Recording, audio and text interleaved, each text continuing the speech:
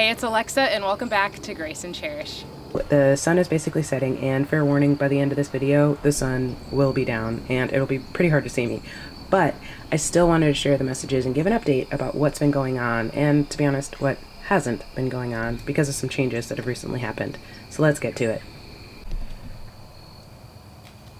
This marker right here was put in by a local utility company that is actually taking 3/4 of an acre of our land for eminent domain. So it's going to be for public use. They're going to be putting some poles on our land that are actually for a data center that is being built nearby.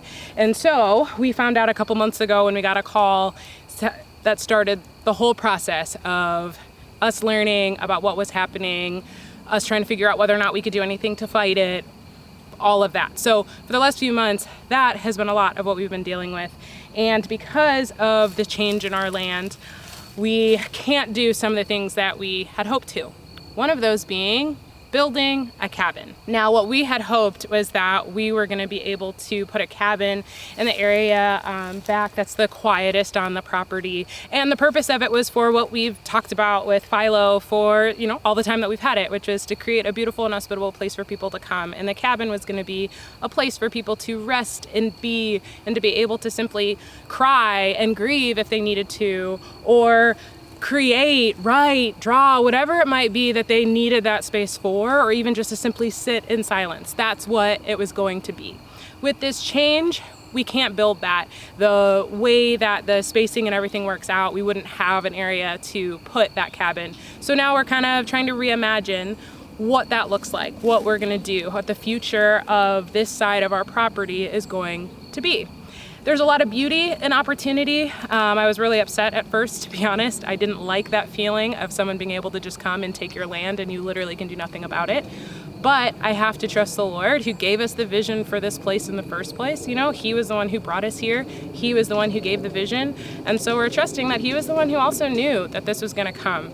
And so after some time dealing with how I felt about everything and really considering, okay, Lord, what do you have for us in this? We started to dream a little bit more, dream again. And we're still in the process of what that means, because one of the things is in order to take property, you have to pay for it.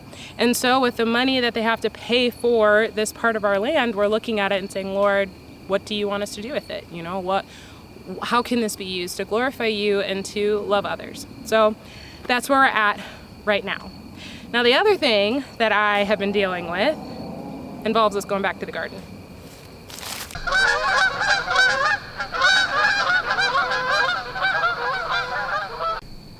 I got a herniated disc and it got really bad in July and August.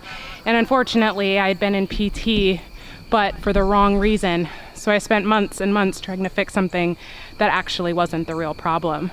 But because the pain was so bad, I couldn't come out to the garden. And that was probably the most painful thing of all. The herniated disc ended up causing a lot of flare-ups in my leg. If you've ever had one, you know the feeling, or I've had sciatica, where that nerve is just going. And the inflammation, the pain, it was just too much. And so in July and August, when I would have been getting my fall garden in, I was instead crying because I couldn't even bend down to change my 2-year-old's diaper because the pain was so great. So I had to say goodbye to the garden and kind of let it just go wild. The one beautiful thing that was kind of left in that is that I could still cut flowers. The zinnias, being as awesome as they are, kept growing. And so I was able to get out here and cut those flowers. And even that I found to be such a kindness and a grace of God to give me something beautiful and something meaningful in the midst of being really sad about the pain that I was feeling, and that limited me in so many ways, both in the garden, yes, but also just in my personal life. And with 4 young kids, you need your legs, and yeah, it was pretty rough. So between the changes with our land, not being able to work in the garden, I was feeling bad, and I was sad and I was frustrated. But one of the things that I recognize is that there was still much that I could do. And in the process of, not being able to do what I wanted to in the garden, I was still able to fulfill the vision of Philo, which was welcoming people, opening up our home, and creating opportunities for hospitality, because that ultimately is what this all is about. It's wanting to show hospitality that reflects the hospitable heart of God. And that we were still able to do. That we got to do in amazing ways that were unexpected. And I would say that even though all these other things made me sad, that is something that I just find myself giving God glory for, and I'm grateful. So the other thing that I realized, though, is just how much I really do love it out here in the garden.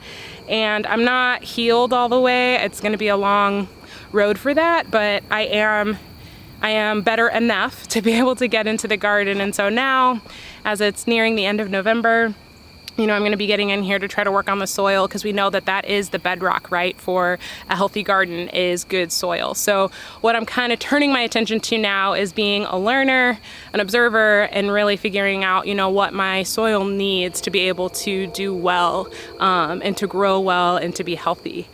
So I'm excited to be back. Making these videos is actually really helpful for me in my process of learning and doing things and sharing what it is that I'm learning. And so I'm really looking forward to being back here and showing how we're gardening and how we are seeking out hospitality, both to show it and receive it and all of that from the Lord and from others and to others.